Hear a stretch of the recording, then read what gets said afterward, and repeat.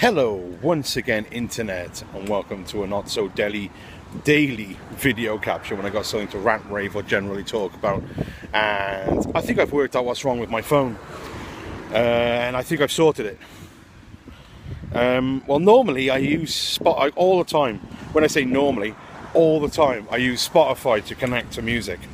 You know, get what music I want, search for it, use my data plan to listen to music on the way to work.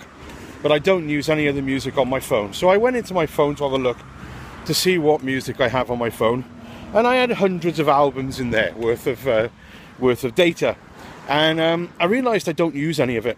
Well, hardly any of it. So yeah, well, I'm stupid.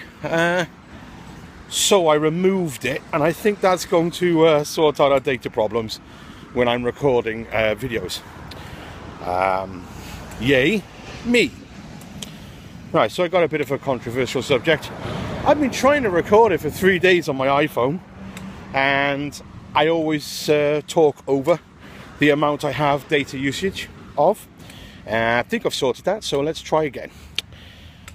Bit of a controversial subject, and it's about the right to take your own life. Now, a lot of people are going to say that it's wrong to do it. A lot of people are going to say that we shouldn't. But let's think of it another way. You know, when it comes to animals and they're hurt, you know, animals are hurt and they're lame, or they're hurt, or they got a disease that's never going to go away. Do we allow these animals to live on? No. No. We put them out their misery, so to speak, in quotes. Now, let's think about that. We're more compassionate about animals than we are about our own species. I mean, don't you think it's wrong to... Sorry, got interrupted there. Lost my train of thought. Right, so don't you think it's wrong to keep someone alive longer than their expiration date? Such as someone who's in chronic pain, someone who's not going to survive, like the transition, people who are going to die in the next couple of weeks and they're in chronic, horrible pain. Do you think it's fair to keep them alive, right? When it comes to animals, we just kill those, put them out their misery, so to speak. I don't. So I'm with the side that agrees that a person's own life is owned by them, and anything that they do with that life is to do with, you know, is solely to do with them. I mean, it's your life, do what you want with it. And I think the choice to be able to end someone's, one's own life when you're chronically ill and there's nothing that can be done to save you, you should be allowed to do so. I'm not saying everyone would want to do it, but I think people should have the right to choose it, the way out, rather than be kept alive continuously on machines, you know, and pumped full of drugs to keep them alive. I just don't think it's right. Half of me thinks that only the big medical companies are only saying they want people, you know, that it's wrong to take life, is so that they can make more money off the suffering. I mean, it might not be right, but, you know, it feels like that half the time. It really does feel that way. I was talking to Nick in work, and he said that, and he agrees with me. I think quite a few people I've talked to agree with me when it comes to taking another life, or not taking another life, but allowing somebody to take their own life. It should be, I mean, don't get me wrong, it should be regulated. Totally, it should be regulated. You know, it'd be strict guidelines when it comes to it, but I mean, I just don't think people should be made to suffer constantly with chronic pain, or, you know, the fact that they're going to die anyway. It doesn't matter. put people on a waiting list, Nick said, you know, so it gives them enough time to reconsider the option, you know, and then if they still want it after that week, then you put the order in to do it. I really believe that. And yeah, okay, so people are going to be going like, yeah, but what about the people who don't want to die and are going to be like, you know, people are going to like use this ruling to kill people they don't like and make out that they're the ones that wanted it. I get that. That's why it should be strictly regulated. I also don't believe, I might be wrong, but I don't believe that chronically depressed people should be allowed to take their own life. And the reason I don't think chronically depressed people should have the right to take their own life is because it's an illness, it's a mental illness, and it should be treated as such, and people should be, I don't know, coached through these things to be able to cope with their with the imbalance in their mind, rather than being treated like an outsider because they have these funny quirks like getting nervous for no reason. They should be coached. They should be coached and looked after. And we don't. We just leave them in the wind and pump them full of drugs. It's not right. Anyway, seeing as I think I've got miles and bags of room on my iPhone, and I'm trying to search to see if I really have got, if I've solved it, let's go into other things. Right, lately I've been playing a game, and it's called It's a Strange Life, I believe it's called, or That's a Strange Life, or something connected, something like that. I think it's called Life is Strange, that's it, it's called Life is Strange, I remember now. And it's an episodic game where you make choices. I mean, it's choices to deal with. Right, so you make choices per episode to do with certain bits and pieces in there. But there's a hidden twist to it, right? And I don't want to go into too much detail because it's going to give away the plot of the game. But there are hidden twists and things that you can do. And these are options that you pick impact the past, present and future. So you actually sculpt the storyline. Like, your options matter. And I find this kind of game to be amazing. I mean, Telltale Games tried to do it, but they didn't do it as good as this. It's well worth buying. The first episode is free on Steam. Go ahead, try it out. And tell me you won't get addicted. It's a PC game, okay? But you might be able to get it on an Xbox, maybe even PlayStation. I believe the first episode is free so that they can get you addicted to the game. And I can assure you, it is very good. So I'd give that... see, I'm tempted to give that a 10 out of 10, but 10 is the best a game can ever be, and the graphics themselves aren't that lifelike. I'd give, if it was more lifelike on the graphics side, I would definitely give this game a 10, but I can't do that because it's not the ultimate in games, and it should be hard to get a 10, so I'm going to give it a 9 out of 10, and that's only because it is an amazing game, but there are bits and pieces in it which could have been done, I think, a little bit differently. But that's just my opinion.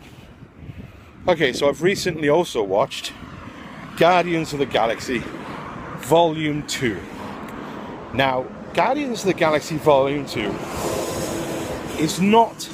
No, it is. It is more of the same, okay? So Volume 1... they're getting together, they have banter, they don't really know each other. Volume 2, they're best of buds. So they've got past all that awkward stuff, and now the characters have evolved together and know each other well, right?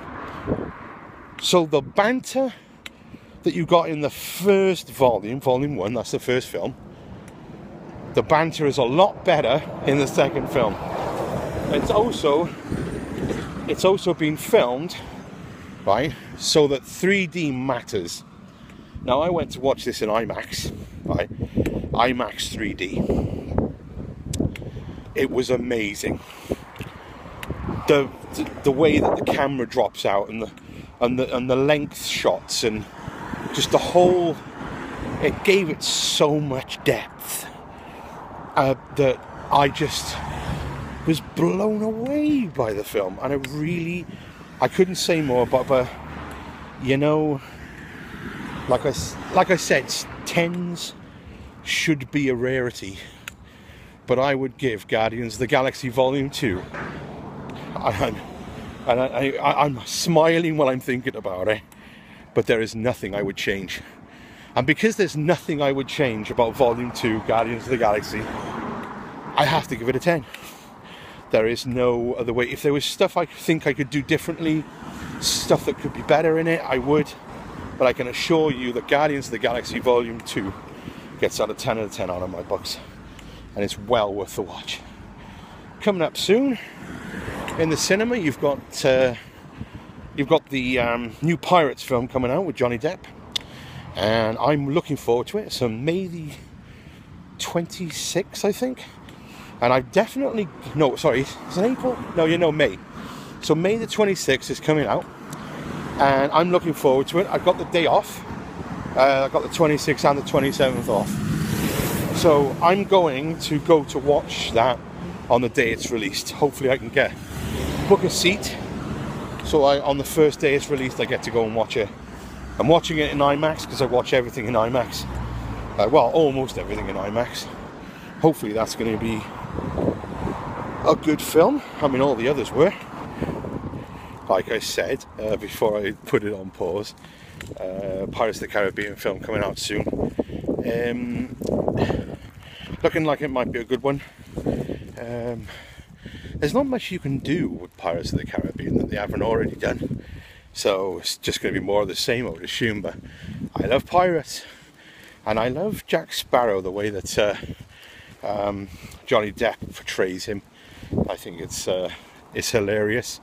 And I like it, so I'll watch again just for that. Right, so I've recently weighed, and for 2 weeks I've been trying to be as good as I can be. I've only lost 1 pound, but it's a loss all the same. Now the thing is that when you don't go every week, you don't stay as motivated as you would. So the first week I'll be totally motivated towards it, and then you'll get on to like the second week of when you haven't weighed and you think, I've got all this time, I could just do whatever I want and then catch up with it later. And it's a mentality that I've lived with for all my life, and to be honest, it's exactly the same when it comes to the weigh-ins. If I don't regularly weigh in, I don't stay motivated. If I keep going to the classes, I do. This is the way it is. But saying that, to be honest, it hasn't even been a year yet. Because bearing in mind, I joined Slimming World. I believe I joined Slimming World just before Christmas. Okay. So that's November. So November to November. Wow, there's light in my face. So November to November is going to be a year. So this is even a year. I haven't even struck the surface of a year, and I've already lost 2 stone. That's right. Under a year, I've lost 2 stone. So, this 1 pound malarkey, or even if it was 2 pounds, even if it was a maintain, if you look at it that way, I'm winning. And I'm going to continue to win. I just got to make the right choices. And after a while, I will learn what those right choices are, because I will be doing it constantly. It'll become second nature. And then hopefully, when it comes to actually maintaining, I'll be able to do that with no problem at all. Just tweak it here, tweak it there, and everything should be fine. So this is going to work for me. And I'm happy that it will. Now, I've been recording a long time and it still hasn't told me that I'm out of data. I'm over 11 minutes now. So I think that solves the problem. I literally have solved the problem of my phone not recording everything I want to say, so I can just continue to talk if I wish to. But at this present moment, I think that's going to be it. So, thanks for watching. Give me some thumbs up, love. Subscribe for more. Share with your friends. And today's post in the comments, I think, is going to be, what things are you looking forward to this coming month? Anything that you'd like to do, anything that's on your plate, any goals you might have even for the year ahead. Let me know, and I'll give a shout out to my favourites. If you can make me laugh, it'll be even better. So yeah, see you guys later.